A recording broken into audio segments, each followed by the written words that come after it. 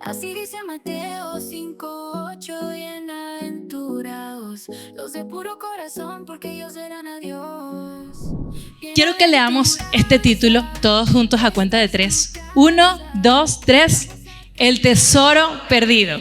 Yo les pregunto, ¿cuántos quisieran poder encontrar en algún momento un tesoro?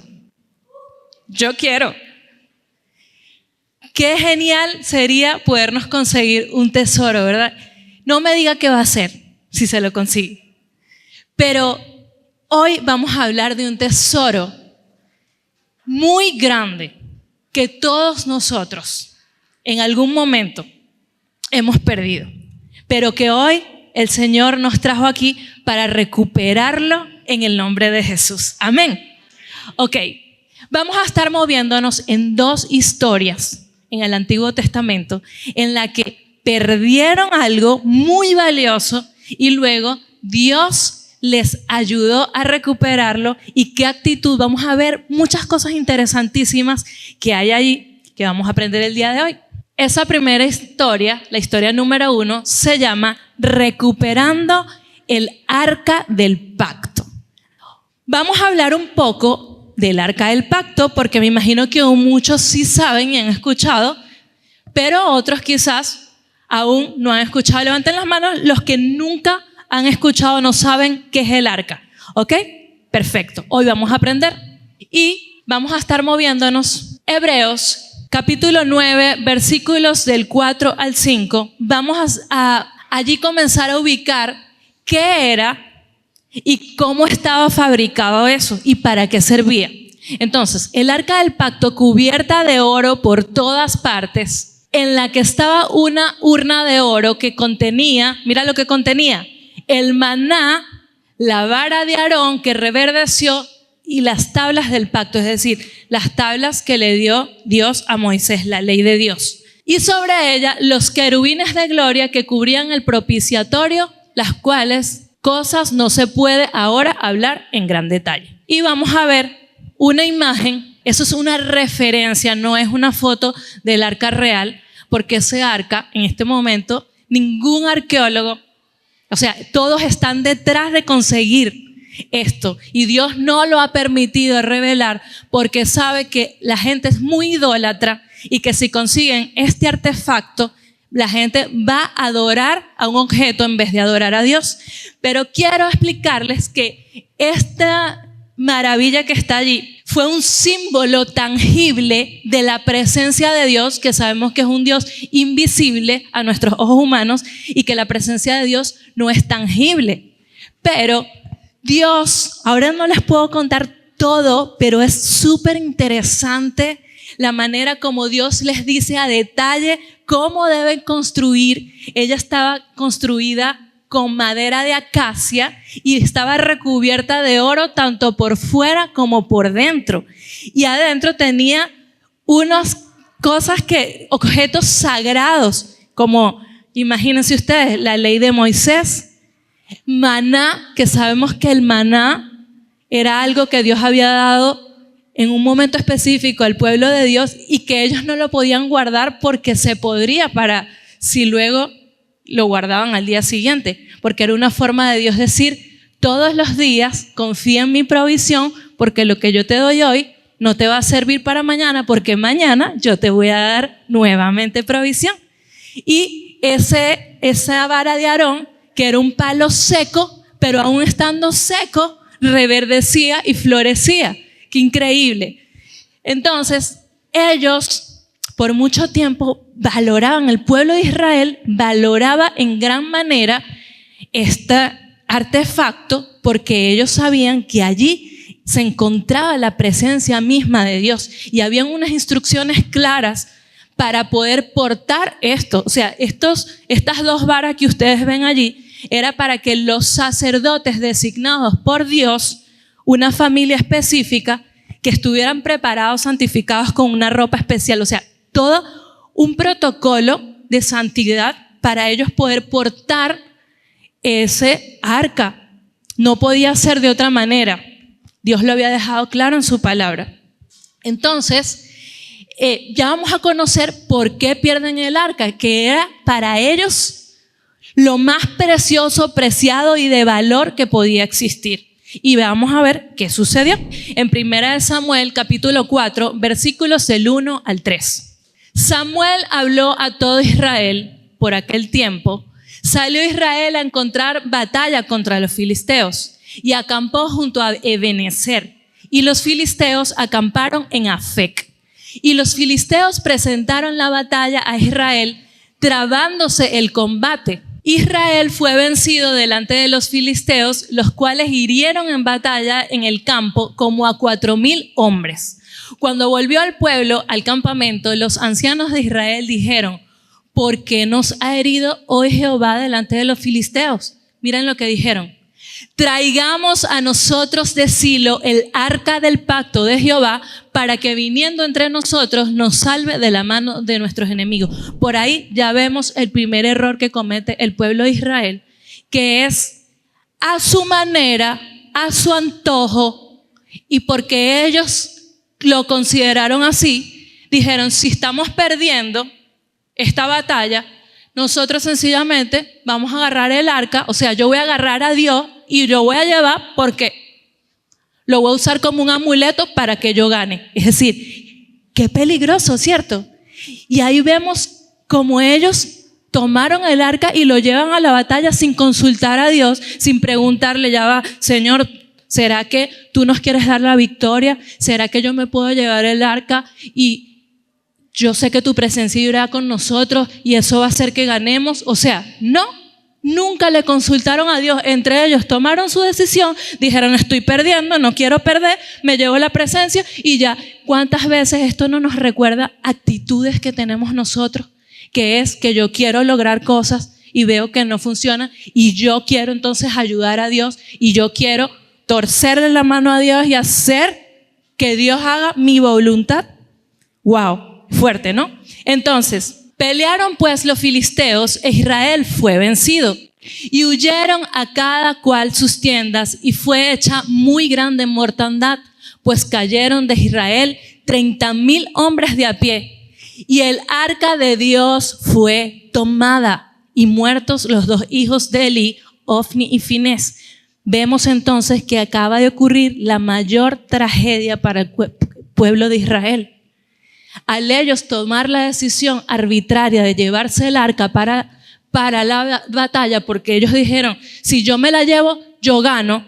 Está bien, podríamos pensar: Cheli, pero tenían fe, querían ir con la presencia de Dios. No, pero no consultaron a Jehová. Ellos no podían decidir llevarse el arca como que si fuera un objeto. Yo agarro a Dios y me lo llevo para donde a mí me da la gana. No. Entonces, al tomar su decisión sin consultar a Dios, ¿qué ocurrió? Que perdieron igual, porque si Dios ya había establecido su voluntad, no porque ellos tomaran el arca, ellos iban a hacer su voluntad. Y Dios, igualmente Dios haría su voluntad. Pero ¿qué sucedió? Que al perder los filisteos, o sea, al perder el pueblo de Israel la batalla, entonces el pueblo enemigo, que eran los filisteos, dijeron: mira lo que me conseguí. Esto es lo que hace ganar la batalla de aquellos israelitas. Ya conseguimos el amuleto de la suerte. Entonces, obviamente, si el pueblo de Israel en cierta forma tenía idolatría hacia el objeto y no como tal hacia Dios, sino que ellos consideraban que eso era un objeto sagrado, estaban comportándose como los pueblos paganos. Estaban comportándose con idolatría, haciéndole honra y honor a un objeto que era, claro que sí, importantísimo, pero no entendían que lo poderoso no era tanto la caja de madera forrada en oro, sino que era la presencia como tal misma de Dios, la que ellos debían honrar y la que ellos debían consultar su voluntad. Entonces, imagínense si el pueblo de Israel, se suponía que eran los que creían en Dios y sabían que no debía haber idolatría, ¿qué podemos esperar del pueblo filisteo, que obviamente era un pueblo pagano? Cuando ellos consiguen eso, primero dijeron: con esto los vamos a herir, Con esto los vamos a desmoralizar. Nos vamos a tomar el arca y ellos van a sufrir horrible. Por ahí ganamos una parte.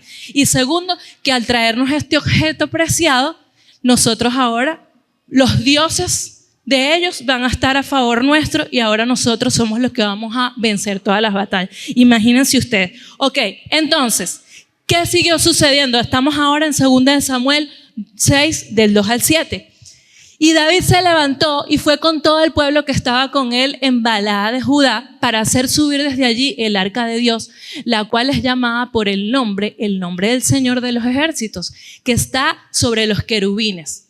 Pusieron el arca de Dios sobre un carro nuevo para que le pudieran llevar. Ok, vamos a frenar aquí porque, ¿cómo es eso que ya David lo tiene? Les cuento qué pasó. Sucede que a los filisteos robarse el arca también era lo mismo. Ellos creían que ellos podían hacer lo que querían con el arca. Peor, porque entre ellos no habían sacerdotes ni nadie para que la portara. Sin embargo, Dios hace una excepción, porque se supone que todo el que tocara esa arca, si no estaba puro, si no era un sacerdote, moría al instante. Pero Dios permite en su soberanía que ellos la roben para también darles una lección al pueblo de Dios de que ellos no podían manipular la presencia de Dios. Y Él permite que los filisteos la tomen y se la lleven. Wow, familia, esta parte es increíble.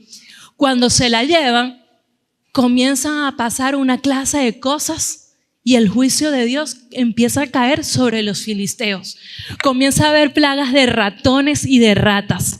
Comenzaron a tener enfermedades de muerte, cáncer y tumores a todas las ciudades donde llegaba.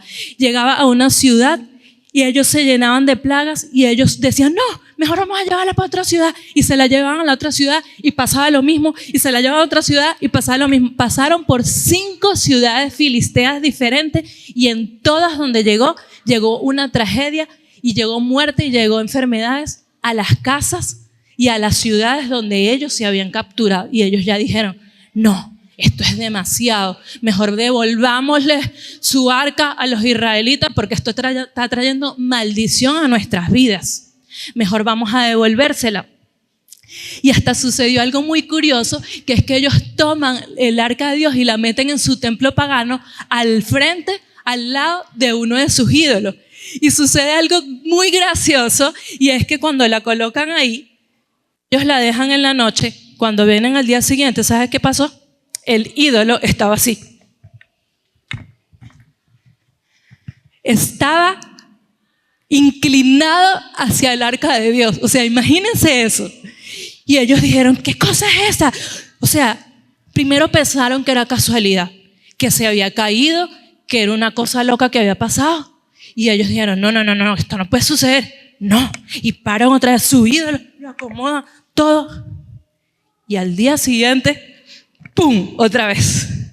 El ídolo propio estaba inclinado ante la presencia de Dios. Lo que quiere decir que no hay nada, aún es un objeto inerte, pero eso era la soberanía de Dios, diciéndole al pueblo, aún tu ídolo me adora, porque yo soy el Rey y el Señor. Y por eso es que en adoración siempre les digo, familia, humíllate ante Dios. La palabra de Dios dice que toda rodilla, aún la de ídolos, se van a inclinar ante la presencia de Dios. Amén. ¿Por qué no le damos un fuerte aplauso a Jesús por eso?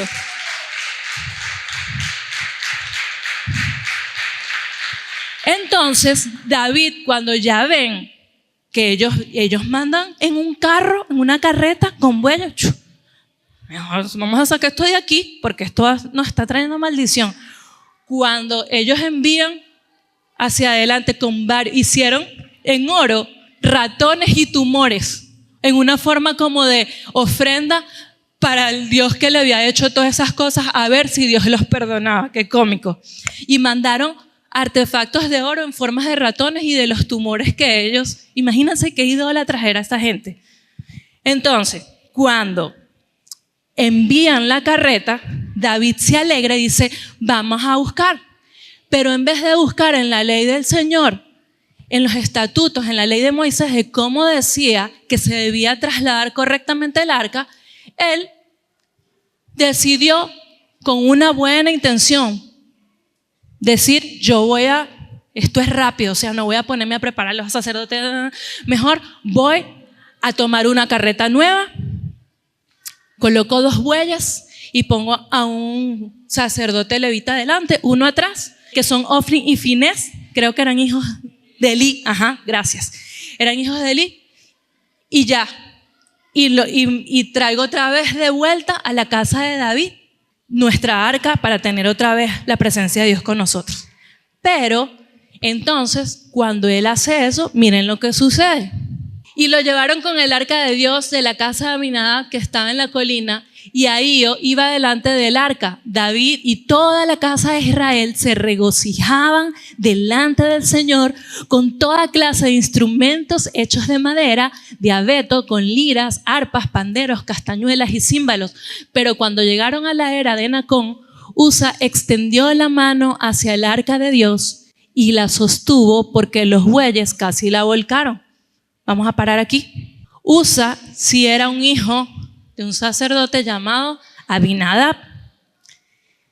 Estuvo el arca de Dios allí en casa de Abinadab por 20 años. Esta historia ya yo se las he contado. Y ellos, ¿qué pasa? Que cuando ya tú tienes mucho tiempo estando con alguien o con algo valioso o en un lugar importante, ya es como que le pierdes el valor. ¿Sí? ¿Les ha pasado? O sea, cuando ustedes valoran, digamos, el respirar, ustedes todos los días como que respiro, qué espectacular, mira cómo respiro. No, para todo el mundo eso es lo más normal. Pero cuando vino el COVID y la gente tenía que pagar por oxígeno y tenía que valorar, y ahí se dio cuenta el valor de algo que es tan común, pero que no porque sea común quiere decir que es menos importante. No, es importantísimo, de él depende nuestra vida, ¿sí? Y algo tan común, a pesar de que es importante, nosotros le perdemos el valor, porque la lo vemos normal. Y esto es lo que sucedió con la familia de Abinadab. Duraron 20 años con el arca y ellos ya lo vieron normal. Dijeron como que al principio a lo mejor sí se alegraron todo, pero para ellos era religiosidad. Soy cristiano, voy a la iglesia los domingos, ya, normal, sí, tengo 20 años en el evangelio, normal. No lo valoraban. Y Usa, que estaba custodiando el arca desde la parte de atrás mientras los bueyes iban adelante, en una de esas los bueyes, imagínense el arca, las 2 varas, y en un lado iba un buey y en otro lado iba otro buey con la carroza. En una de esas, los bueyes, claro, son animales, se tropezaron y ya se iba a caer el arca. Y Usa, que iba atrás, metió la mano y miren lo que dice la palabra de Dios. Y se encendió la ira del Señor contra Usa y Dios lo hirió allí por su irreverencia. Y allí murió junto al arca de Dios. ¡Guau! Familia, qué importante y qué peligroso es cuando tú y yo, que somos los portadores del arca, porque el arca sabemos que es la presencia de Dios, amén. Es la presencia misma de Dios. Tú y yo somos sacerdotes, dice la palabra de Dios en Apocalipsis, que somos reyes y sacerdotes. ¿Por qué? Porque ahora tú y yo somos quien portamos el arca, pero no de una forma visible en una caja, sino que somos templo y morada del Espíritu Santo. Tú y yo portamos la presencia de Dios y si somos irreverentes ante su presencia, la irreverencia trae muerte, sea física o espiritual. Y por eso tú y yo debemos santificarnos, vivir en santidad, para poder llevar la presencia de Dios. Amén. Entonces David se enojó porque dijo: Dios, si es injusto, estoy trayendo el arca, traigo una carreta nueva, ni siquiera era una usada bien bonita, yo la adorné ¿Y por qué Dios ahora permite que haya tal desgracia? Una fiesta, una celebración, una procesión llena de alegría, de júbilo, de canto. Habían danzarinas, había toda clase de instrumentos. Algo que era júbilo porque volvía de regreso el arca de Dios a Israel, se convierte en una tragedia y en un día de luto porque se muere Usa de la manera más inesperada. Y todos decían, pero si él no tuvo mala intención. Si él lo que quiso fue impedir que se cayera. Díganme, familia, ¿a veces no les ha parecido como que Dios actúa injusto? No sé si soy la única pecadora, pero a veces yo me he sentido, Señor, ¿por qué a mí? Señor, si tú sabes que yo estoy haciendo esto con buena intención, ¿pero por qué? No están solos, familia, pero ¿sabes qué? Que resulta que de buenas intenciones nada más no podemos hacer las cosas para Dios. Tenemos que obedecer. Tú puedes tener la mejor intención, pero si no obedeces, está mal. Y esto fue lo que pasó con Usa. Dios había dejado instrucciones claras de cómo trasladar el arca de la presencia de Dios. Y ellos decidieron hacer las cosas a su manera porque les pareció bien hacerlo a su manera. Y a pesar de esto, miren lo que pasó. Entonces, pregunta David, ¿cómo podrá venir a mí el arca del Señor? Y David no quiso trasladar, o sea, él paró esta misión. Dijo, no, ya no la vamos a traer, mejor lleven el arca a casa de Obed-Edom. Llévenla para allá, que era otro hombre de la familia de los sacerdotes levitas. Y entonces pasan 3 meses con el arca de Dios en casa de Obed-Edom y llegan las noticias al rey David diciéndole, rey, ¿sabes qué? Obed-Edom vivía en una carpa prácticamente, en una tienda de campaña. Ahora el tipo es millonario. Señor, la esposa tenía cáncer, se sanó. El hijo era rebelde, se la pasaba con puros malandros, rockeros, esto, lo otro, haciendo toda clase de cosas. Y ahora sirvió a Dios en el templo. Señor, no tenía vacas ni ganado, no tenía nada. Ahora el tipo tiene de todo. Pero ¿cómo es posible? Desde que llegó el arca de Dios a su casa, algo extraordinario ha sucedido. ¿Pero cómo? ¿Pero cómo si estuvo 20 años en la casa de Abinadab y eso no pasó nada? Yo me imagino que hasta David pensaría mal. ¿No les suena, familia? Se volvió pastor tal persona y ahora es súper adinerado. Mucha gente dice, claro, se agarra las ofrendas. ¡Wow! Es que cuando la presencia de Dios llega a tu vida y tú la honras, tu vida no va a ser igual. Amén. Resulta que, como les dije, Abinadab tenía como un objeto más el arca en su casa. Ni la veían. Seguro le montaban como nosotros que tenemos por ahí. No sé si soy la única, que uno tiene una silla, un mueble, una cosa y uno se quita la franela y lo va montando ahí. Me imagino que eso sucedió con él. Pero Obed significa el que adora, siervo de Dios. Es decir, Obed era un adorador y él entendía que la presencia misma de Dios estaba en su casa y él tenía que honrar, él tenía que adorar. Él, cuando llegaba a su casa, se inclinaba, cantaba, le enseñaba a sus hijos la importancia de que allí estaba la presencia de Dios. Y por eso vino toda clase de bendición sobre su casa.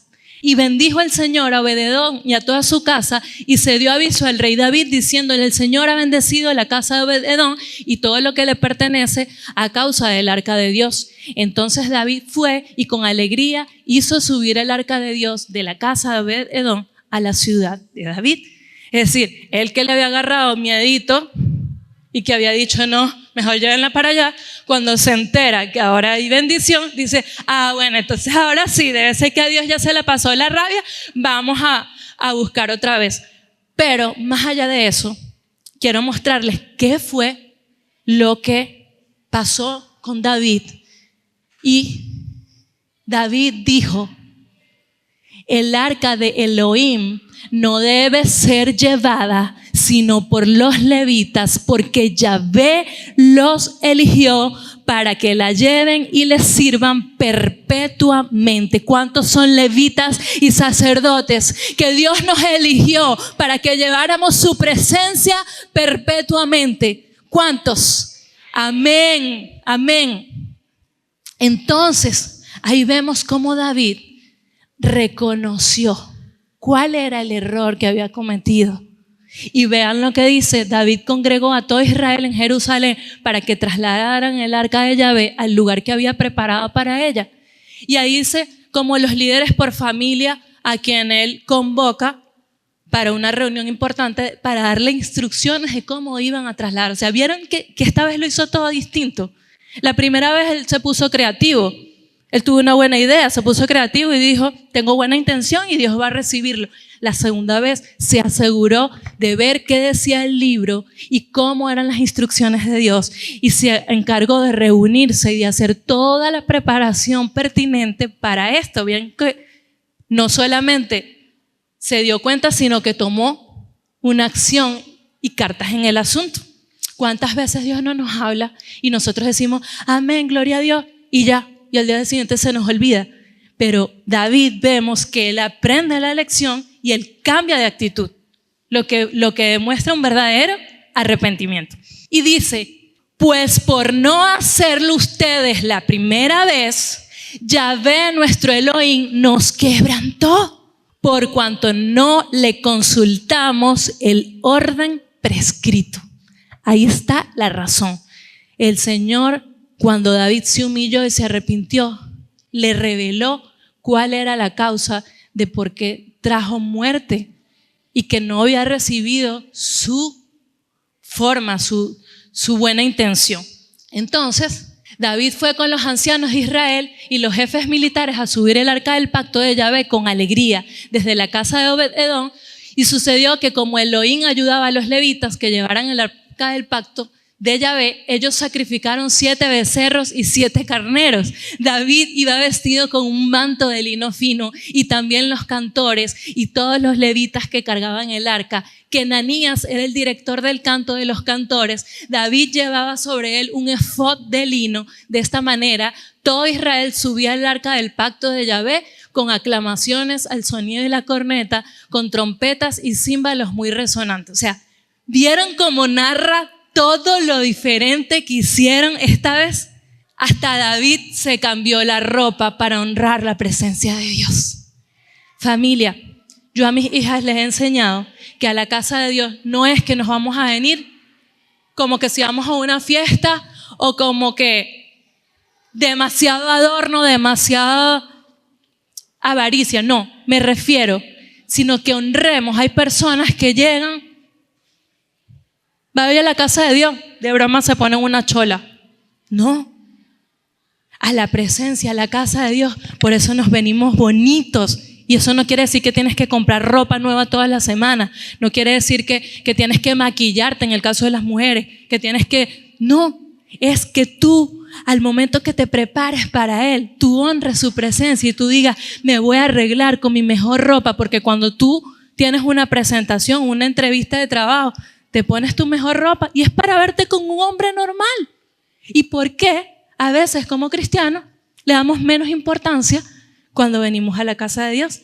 Entonces ahí vemos cómo David honró en todo. Y acá no lo puse, pero también búsquelo en sus Biblias, que dice que daban 6 pasos y sacrificaban. Daban 6 pasos y hacían otro sacrificio. Es decir, todo lo hicieron diferente esta vez, y esta vez pudieron trasladar el arca. Esa fue la historia número 1. Recuperando, la primera fue el arca de Dios. Y sabemos que el arca de Dios es la misma presencia de Dios, y dentro del arca y la presencia de Dios estaba también el libro sagrado. Es decir, que Dios de alguna manera estaba diciendo, cuando estaba forrado en oro, que era algo súper valioso. También estaba diciendo que su presencia era también su palabra. ¿Y qué nos dice su palabra? Que en el principio era el verbo, y el verbo estaba con Dios, y el verbo era Dios. O sea, te está diciendo que la palabra de Dios es la presencia de Dios. Amén. Ahora vemos otra historia donde recuperan esta vez el libro sagrado. Cuando Josías comenzó a reinar, Josías era un chico apenas de 8 años. Sus antecesores habían sido reyes malos, malísimos, o sea, reyes que no honraban la presencia de Dios, pero a pesar de eso, Josías tenía una mamá que se llama Jedida y ella le inculcó desde pequeño a Josías el camino de Dios. Y ve lo que dicen, que comenzó a reinar. ¿Por qué? Porque su papá muere y él queda al reinado, a pesar de que tenía 8 años, igual lo nombraron como rey. Y el nombre de su mamá fue Jedida, hija de Adaya. Adaya era un sacerdote. Entonces imagínense, ella había llevado a su hijo desde pequeño a las enseñanzas de Dios e hizo lo recto ante los ojos de Jehová y anduvo en todo el camino de David su padre. Cuando dice David su padre, no está hablando literalmente de que era su progenitor, sino que David era como su mentor, su modelo a seguir. Él era el ejemplo que seguía para él ser también un hombre conforme al corazón de Dios. Vean el proceso de Josías. A los 8 años busca la presencia de Dios, o sea, aún desde pequeño. ¿Cuántos padres hay aquí?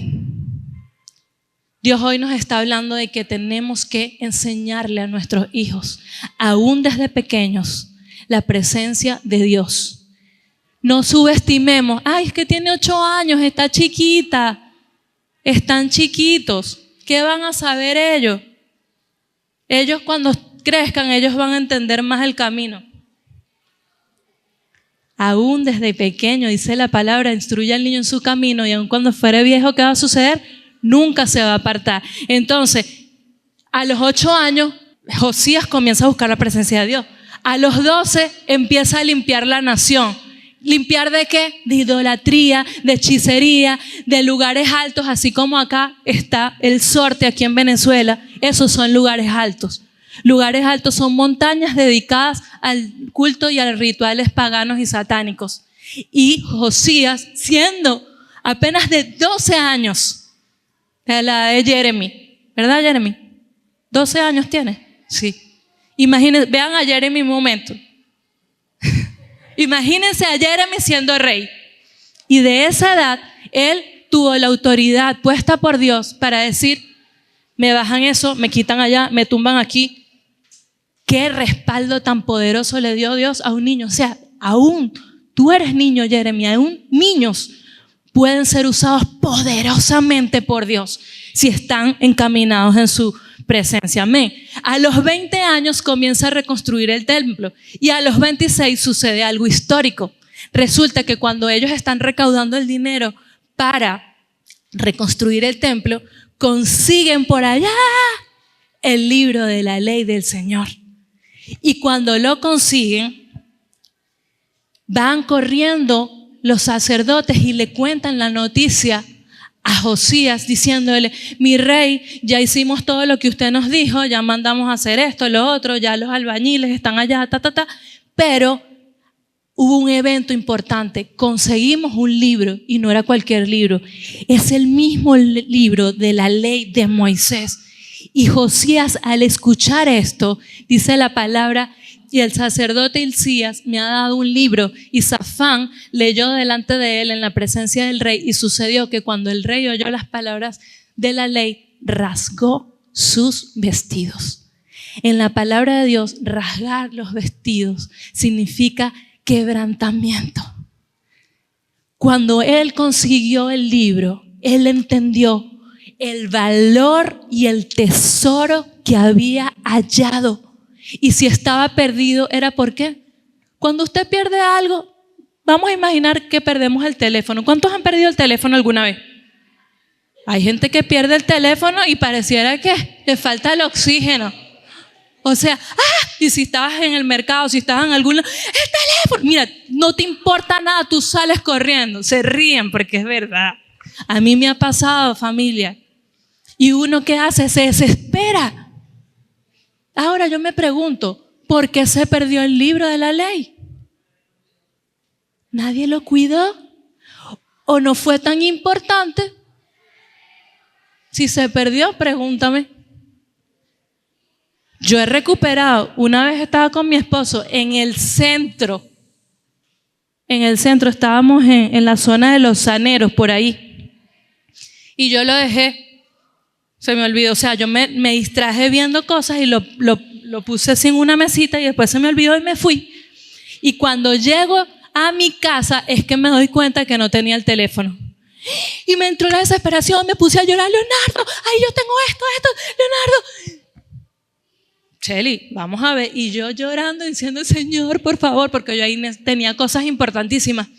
Y nos regresamos y estábamos repicando y nada, y de repente, bueno, gracias a Dios le recuperamos. El Señor dijo que se acordó que era mío, que se acordó de mí, que se acordó que yo lo coloqué y me lo guardó para la oficina. Y cuando yo llegué y dije, ay, Señor, qué casualidad. Sí, ya se lo voy a buscar. Es un milagro. Estaba en el centro, había un gentío ahí.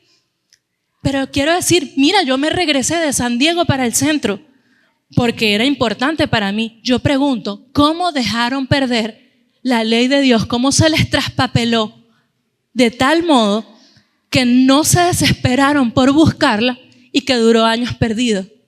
Y por eso Josías, cuando encontró este tesoro, se dio cuenta del valor tan grande que tenía y se rasgó, se arrodilló, lloró. ¿Ok? La palabra de Dios requiere un corazón dispuesto. Josías evidenció que su corazón estaba sensible y él le dio el valor al libro, al tesoro, a la ley, a la presencia de Dios. Vivimos en una generación que corre detrás de lo que Dios le da y busca la Biblia solo para su beneficio. Que le leyeron a Josías no fue una palabra de promesa, no fue Jehová es tu pastor, nada te faltará. No le dijo, clama a mí y yo te responderé. Eran palabras de juicio y por eso es que también él se rasga sus vestiduras, porque lo que estaba ahí era una palabra de juicio contra Israel y él se conmovió a pesar de que él no estaba haciendo lo malo. ¿Cuántas veces venimos a la iglesia, escuchamos una palabra y yo digo, eso no es conmigo? No, yo no hago eso. No, yo no tengo ese pecado. Allá que les caigan los pecadores. No tenemos un corazón sensible. Josías desde pequeño estaba en rectitud, pero aún así él lloró y se conmovió y se enterneció porque entendió que la palabra de Dios también venía para él. Cuando Dios te habla, no estés pensando, ay, esto lo debió escuchar fulana, qué lástima que no vino. No, Dios te puso a escucharla a ti porque tú la necesitas y tienes que ser sensible y humilde para reconocer y para decir, Señor, yo creo que no tengo este pecado, pero si hay algo en mí, Padre, límpiame. Amén. Ok. Tipos de cristianos según su actitud. Esto es para que nosotros podamos analizar y chequear y decir, wow, ¿en qué grupo estoy yo? Y si no estoy en el grupo correcto, Señor, quiero estar en el grupo correcto, porque si Dios nos está dando esta palabra, es para nosotros, ¿qué? Poder arrepentirnos, ¿verdad? Y cambiar actitud. Los filisteos y el pueblo de Israel, actitud idólatra. Veían a Dios nada más como un amuleto. ¿Cuántos de nosotros decimos una oración o abrimos la Biblia? Mucha gente tiene la Biblia abierta en su casa en el Salmo 21 o en el 119, en el Salmo 23. Y creen que tener la Biblia abierta ahí, ya, como un amuleto, teniendo una actitud idólatra. No es la palabra como tal, no es la Biblia.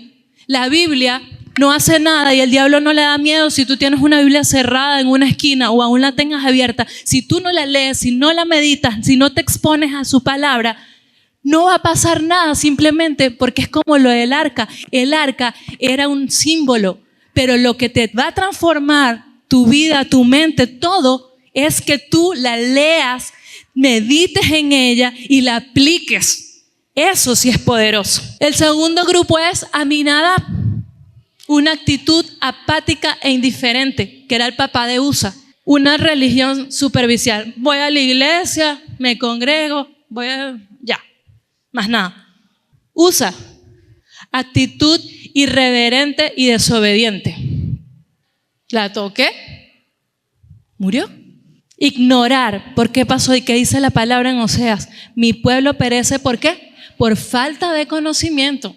Y la mejor actitud, que es la que Dios hoy nos está invitando, es la actitud de Obed-Edom, que es una actitud de honra y obediencia, un corazón sensible a la presencia y a la palabra de Dios. Amén. Que aquí hoy, en el nombre de Jesús, podamos convertirnos en hijos como Obed-Edom, en cristianos como Obed-Edom y como Josías también, que fueron sensibles y que honraron la presencia y la palabra de Dios. La palabra de Dios requiere una búsqueda correcta. Es decir, vimos el punto 1, que es la palabra de Dios, ¿qué? Requiere de un corazón sensible, dispuesto. Pero Dios no quiere nada más que tú vengas, recibas una palabra y llores y digas amén y tiembles y digas wow, qué palabra, y salgas de aquí y se te olvidó. No. Ahora, ¿qué voy a hacer? Sí, me sensibilicé, lloré. Josías lloró, se arrodilló, pero él no se quedó en el llanto, en el golpe de pecho, sino que él indagó, mandó a buscar. O sea, requiere una búsqueda correcta. Dios recompensará la actitud que tomes ante su palabra. Mira lo que dijo. Segunda de Crónicas 34, del 20 al 21. Y mandó a Hilcías y a Ahicam, hijo de Safán, y a Abdón, hijo de Micaía, y a Safán, escriba. Todos ellos eran escriba, sacerdote. Y a Asaías, siervo del rey, diciendo, andad, o sea, les dijo, vayan, consulten a Jehová por mí y por el remanente de Israel de Judá acerca de las palabras del libro que se ha hallado, porque grande es la ira de Jehová que ha caído sobre nosotros, por cuanto nuestros padres no guardaron la palabra de Jehová para hacer conforme a todo lo que está escrito en este libro. ¿Qué les recuerda esto? David y ahora Josías están reconociendo. En esta vez Josías no pudo decir fallamos, pero dijo mis padres. Es decir, qué poderoso. Si tus padres, si tus abuelos, si a lo mejor no fallaste tú, pero tú sabes que en tu familia fueron idólatras, hicieron cosas malas ante Dios, tu actitud de humillación y de reconocimiento pueden hacer que Dios cambie su juicio hacia nosotros. Gloria a Dios. Él dijo, mis padres, nuestros padres no hicieron lo bueno, no cumplieron la palabra de Dios. Vayan y busquen, vayan, corran. Yo quiero saber más de lo que dice ese libro. Amén. La palabra de Dios, 1, requiere un corazón dispuesto. 2, requiere una búsqueda correcta. Pero número 3, no te quedes en el corazón quebrantado y en la búsqueda, que está muy bien. Obedece. Hay mucha gente que se desespera porque no conocen todo lo que está en la palabra. Tranquilo, preocúpate por obedecer lo que sí sabes. Amén. Mientras sigas buscando y aprendiendo, Dios te irá revelando. Pero tú preocúpate por lo que sí conoces, lo pongas en práctica. A lo mejor te conoces 2, 3, 4, 5 cosas. Vela para que puedas poner por obra esas 5 cosas que sí sabes. Pero ¿sabes cuál es el problema de nosotros? Que aparte de que desconocemos mucho la palabra de Dios porque no la leemos, las cosas que sí conocemos las ignoramos. No las obedecemos. La ignorancia de la palabra es la ignorancia de Cristo. Yo lo voy a repetir, repítalo conmigo. La ignorancia de la palabra es la ignorancia de Cristo. Si tú no conoces su palabra, no vas a conocer a Cristo. Mucha gente dice, la Biblia es el WhatsApp de Dios, es la carta de amor de Dios, y es lindo, pero más que una carta, más que un WhatsApp, la Biblia es el mismo corazón del Padre revelado en cada letra de ese libro. Si tú ignoras la palabra de Dios, ignoras el corazón y el carácter de Dios, ignoras y no conoces quién es Dios. Amén. Mira, hay miles de beneficios de leer y de buscar la palabra de Dios. Pero en el Salmo 119, del 7 al 14, al menos hay 6 beneficios súper poderosos. Vamos a decirlo todos juntos. La ley de Dios es perfecta, que convierte el alma. El testimonio de Jehová es fiel, que hace sabio al sencillo. Los mandamientos de Jehová son rectos, que alegran el corazón. Los preceptos de Jehová son puros, que alumbran los ojos. El temor de Jehová es limpio, que permanece para siempre. Y los juicios de Jehová son verdad, todo justo. Vamos a resumir. Los beneficios son: convierte nuestra alma, hace sabio al sencillo, nos hace sabios, nos alegran nuestro corazón, alumbran nuestra vista, nos hacen permanecer y nos ayuda a vivir en justicia. Y también en el Salmo 1, mira lo que dice: que seremos como árbol plantado junto a corrientes de agua, que vamos a dar su fruto a su tiempo y que nuestra hoja no va a caer. Y todo lo que hace prosperará. ¿Cuántos quieren ser prosperados por Dios? Amén. Entonces tenemos que exponernos a la palabra de Dios. Hoy, iglesia, es el día de recuperar el tesoro. Quizás has dejado tu Biblia ahí arrumada y no estás valorando, no estás honrando este libro por el que muchos mártires tuvieron que morir para traducirlo y para que tú y yo ahora la tenemos en todos los idiomas, en todas las versiones posibles, y también ahora lo puedes tener en tu teléfono. No hay excusa. Es que no he comprado Biblia. Descarga la app, la palabra de Dios, YouVersion, y hay otras más. Hoy es el día de recuperar. Hoy es el día, como David, de hacer las cosas diferentes, de humillarnos y de decir: Señor, no he valorado tu palabra. Podemos vivir días y días y días y días sin leer. O leemos un plan, o leemos un versículo, pero no meditamos. ¿Sabes lo que el puente entre lo que sabemos y lo hacemos? ¿Cuál es el puente? La meditación. Ya se me acabó el tiempo, no puedo seguir. Pero meditar es lo que va a hacer que tú pases del conocimiento de aquí para tu corazón. Cuando tú meditas en su presencia, es que hoy estamos aquí y aprendimos esto. Cuando tú llegas a tu casa y en la noche meditar, es que tú tengas una conversación contigo mismo y tú comienzas a decir ahí: wow, Señor, yo no sabía eso, qué maravilloso, wow, Padre, yo también, y tal, y comiences a darle vueltas a ese pensamiento, y ahí eso es meditar, y eso es lo que te va a hacer que tú pases todo ese conocimiento para tu corazón, para que te arrepientas y para que traiga frutos. Hay dos métodos que te voy a decir: tómale foto, porque te van a ayudar en tu tiempo con Dios. Pampe, no Pampers, Pampe. Mira, cuando leas la Biblia, tú puedes tomar 1 o 2 versículos. No te llenes un capítulo para comenzar. Medita al menos en 2. Vamos a comenzar con Santiago, si les parece.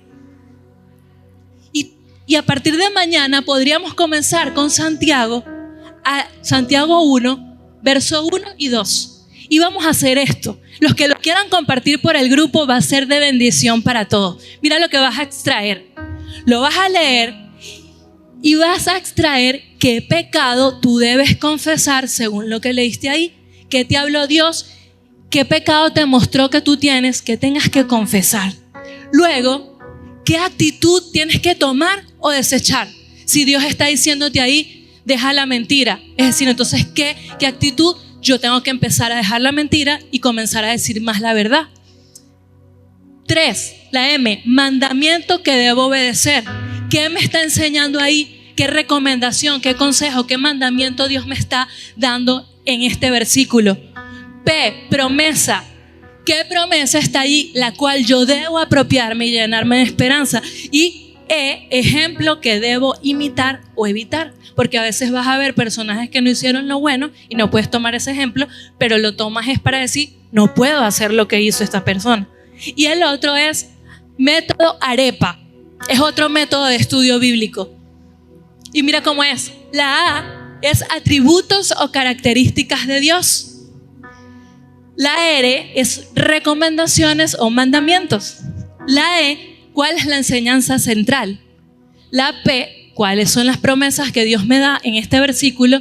Y advertencias, ¿qué cosas me pueden pasar por yo desobedecer o hacer tal pecado?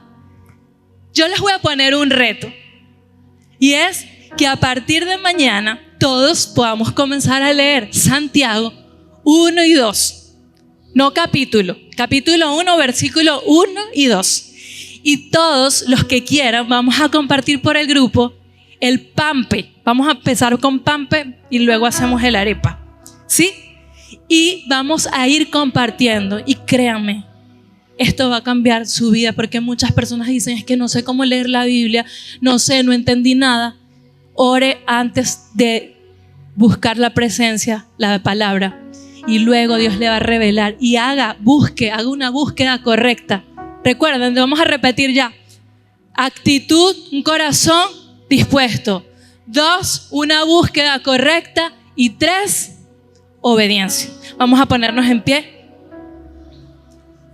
y recuperemos este tesoro perdido. Yo le voy a pedir al pastor para que nos guíe en esta oración, para que nosotros podamos tener estas 3 actitudes y que hoy recuperemos la presencia de Dios en nuestra vida, la lectura de la palabra.